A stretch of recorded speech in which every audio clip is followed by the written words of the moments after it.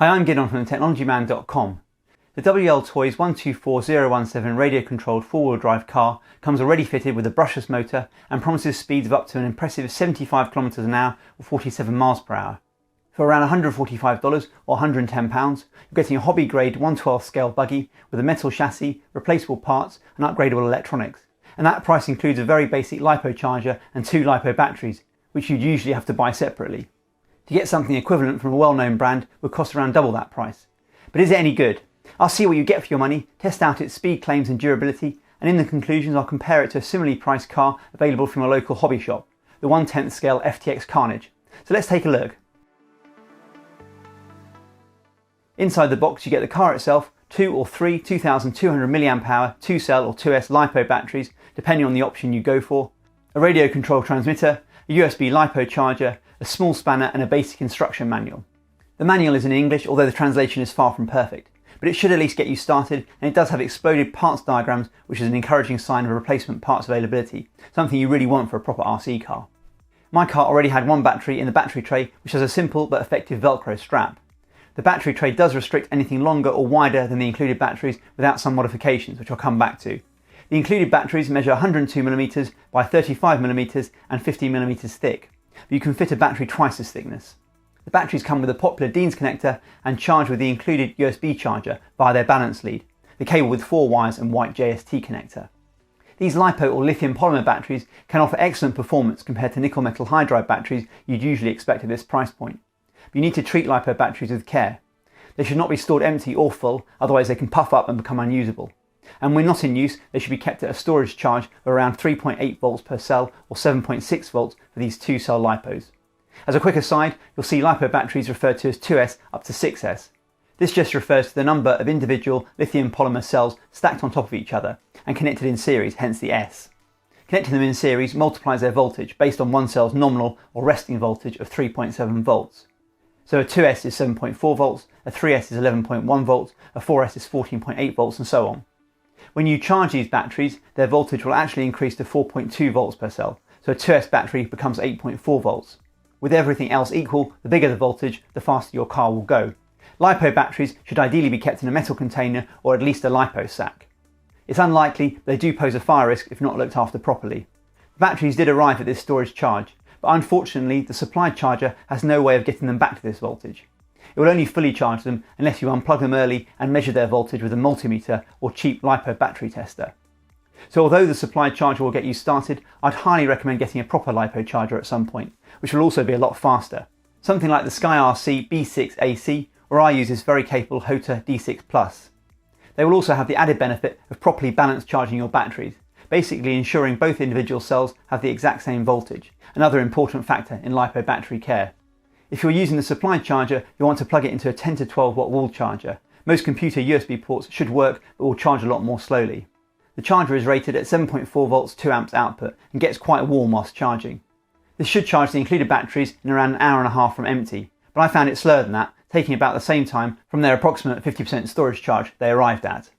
The car is well built, with the chassis and shock tower plates made of aluminium and oil-filled front and rear shocks. The knobbly tyres feel soft, and together with its four-wheel drive, I'll be mainly testing it off-road. The electronics, specifically the steering servo, the BL motor 2845 3400 kV brushless motor, receiver and electronic speed controller with its own fan are all separate electronics, which makes future upgrades cheaper and easier. Again, not something you typically get with budget cars like this. The only thing not included are 4 AA batteries for the transmitter. I really quite like the 2-channel 2.4 GHz controller. It feels well made for a ready-to-run car like this, with similar, if not better build quality than the Traxxas TQI controller that came with my considerably more expensive Traxxas Max. It might be a little on the small side for very large hands, but feels very comfortable to me and fits my children's hands well too. You have the usual throttle, brake and steering dial, which has a nice foam sleeve. And there's a steering trim knob which you'll need to adjust slightly if your steering is off. Below this knob is a throttle adjustment, which is very handy if you want to hand the car to your children or someone new to RC. Rotate it anti-clockwise if you want to reduce the top speed of the car. There's also a mode button, but this has no function with this specific WLToys car. Always turn on the controller first and then plug in the battery and turn on the car with its switch. If you turn on the car before the controller, you can get unpredictable results, like the car taking off on its own. The Lexan body shell then clips on with 2 body clips, which is pretty standard for these cars, but they are easy to lose. On my son's car, we tethered them with thin cord and some sticky cable tie bases. The shell doesn't sit quite flat. It looks like it doesn't clear the ESC fan. They don't advertise the electronics being waterproof, but the weather here in the UK has been pretty damp, and I had no choice but to drive the car on the wet, soggy moorland. The first thing I noticed was quite severe stuttering or cogging as I pulled the throttle. To market the high speeds on the box, the gearing is a little optimistic, which causes this issue. The car has a 27-tooth pinion, which will make it fast, but the consequence is there isn't enough torque to get started in a lot of situations without some hesitancy. This is worse in longer grass where it needs a little kick to get going. In shorter grass or on road, it just stutters a bit, then takes off. And it's worse when it's wet. Once it's going, it's fine and it's a lot of fun. And it is quick. It looks like in the latest version of this car, WLToys have fixed the cogging issue. If your car has a blue motor plate rather than the gold one on mine, you have the newer version with a 19-tooth pinion. But if you do have one of the original cars, I'll show you how you can fix the issue quite cheaply shortly. In its stock configuration, with the included 2S battery, I tried a speed test to see if it could reach the claimed 75 km/h top speed. I attached a GPS speedometer to the car and measured a decent 33 mph or 53 km/h on a pretty flat stretch of short grass. On road, I got this up to 37 mph or 60 km/h, so not the speeds advertised, but it's still very quick. This Sky RC speedometer also has a nice drag speed test and can measure how quickly the car travels from 0 to 132 feet typically. The app gives you a nice little graph of speed and acceleration. I managed around 3.7 seconds, but I'm sure with a bit of practice and dry roads I could better this score. During my testing, I tried a few small jumps and sent the car doing cartwheels and flips many times. You only have to hit a small bump at top speed with this car to send it flying, but I've yet to damage the car apart from a few small scrapes on the bottom of the chassis. There's not much ground clearance, around 1 inch or 25mm, so it's hard to avoid these scrapes. The lack of ground clearance does mean it's not much good over rocky terrain. Apart from the cogging, the range was the other issue I found a little disappointing. Sometimes the car doesn't respond even when it's not that far away. The 2200 mAh batteries last pretty well. I got about an hour of use with 2 batteries, and when I measured this the conditions were damp and not ideal. So I'd say the version with 2 batteries is probably enough for most people. Although there's no claim of the electronics being waterproof, I took the car through puddles and it got caked in wet mud and it still ran fine. And I wasn't too careful rinsing it off with a garden hose and it's still not broken. I did carefully dry the car and spray the moving components with WD-40, or Muc-Off's MO94 specifically. If you have one of the newer versions of the car, or if the cogging doesn't bother you, you don't need to do this. But I decided to change the 27-tooth pinion gear to a smaller one to eliminate cogging and improve torque and acceleration. You will reduce the top speed significantly, but for driving on grass the car is so much more enjoyable after fitting the smaller gear. And it tackles even thick grass and bracken with ease, still with no stuttering or cogging. I followed an excellent guide that I found at qualifyrc.com that I'll link to in the video's description. I'd highly recommend taking a look at the article for details. You can follow his links to the required parts too if you want to try the modification yourself. But I will outline the procedure. I went for the cheapest option, which uses all the existing electronics but just swaps the 27-tooth pinion for a 15-tooth one. Since there's no adjustment on the motor plate, you'll need a new one of these too. Total cost is under £10 or $10. I wouldn't say the procedure is particularly easy, but it's not too bad. It took me around 2 hours. But that will depend on the tools you have to hand and your experience.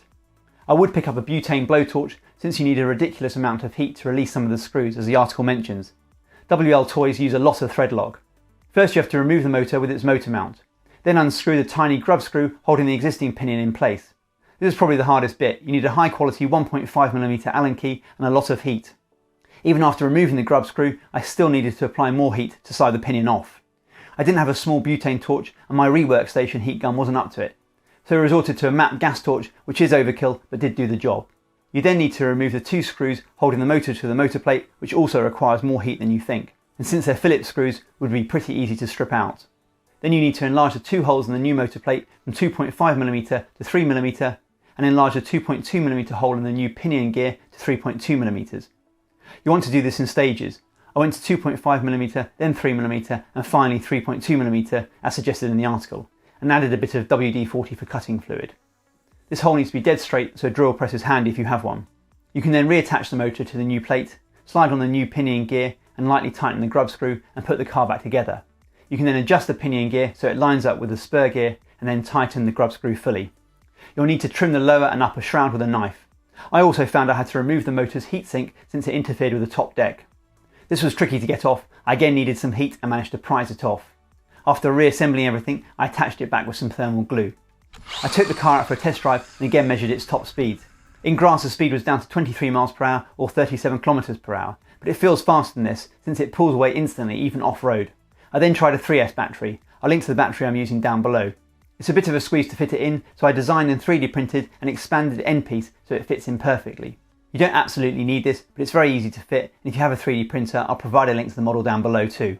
With the 3S battery fitted, I got the speed up to 34 miles per hour or 55 kilometers per hour off-road and 37 miles per hour or 60 kilometers per hour on-road. About the same speed as with 2S and the old gearing. You could probably use a 3S battery with the old gearing and get the advertised speeds, but WLToys says this isn't recommended, and I'd imagine you put a lot of strain on the electronics and gears, especially with all the cogging. It's pretty impressive what you're getting here for your money. The WLToys 124017 is a hobby grade RC car which out of the box is fast and a lot of fun. It's well built, and even if you do break bits, most of the parts I searched for were available online and fairly inexpensive, which makes it great for someone after their first serious RC car. And it doesn't break that easily, which is reassuring too. If you can get the new version with a 19-tooth pinion gear, that should hopefully eliminate the cogging, which is a little irritating when pulling off, but not really noticeable once it's away. And in dry conditions it would be less of an issue. Fitting the 15-tooth pinion with this original model did transform the car though for its intended off-road use, and I'd recommend this modification to anyone happy to get their hands dirty. The range was a little disappointing, although that's also meant to be improved with the new version. I will try and test the new version at some point and see how it compares. If you're after your first RC car, at this price you could also pick up something like the FTX Carnage from your local hobby shop. This is a monster truck, so not directly comparable, but at first glance it doesn't seem great value compared to the WLToys car. The comparably priced entry-level model has a brush motor and comes with a nickel metal hydride battery, and it's not as rugged as the WLToys with nearly all plastic construction. With this nickel metal hydride battery and brush motor, it doesn't have anything like the punch of the WLToys. But for not that much money, you can quite easily upgrade this car to brushless, which transforms it. We added a Surpass 3650 4300 kV brushless motor and a new ESC for around £35. Of course you also need a LiPo battery and something to charge it, which will push up the total price a bit. Still, if you're after a fairly inexpensive route to your first proper RC car, I'd certainly add this car to your shortlist. But I'd love to hear your thoughts. If you've got one of these cars, what do you think of it? Or if there's another car you think I should look at, let me know. And as always, if you have any questions, please ask. I read every comment, I'll do my best to respond. I do hope you found this video useful. Please like the video if you did. I'm releasing videos every week on the latest technology and how to get the most out of it, so please make sure you subscribe. And don't forget to tap the bell icon if you want to get notified as soon as a new video gets uploaded. Thanks for watching.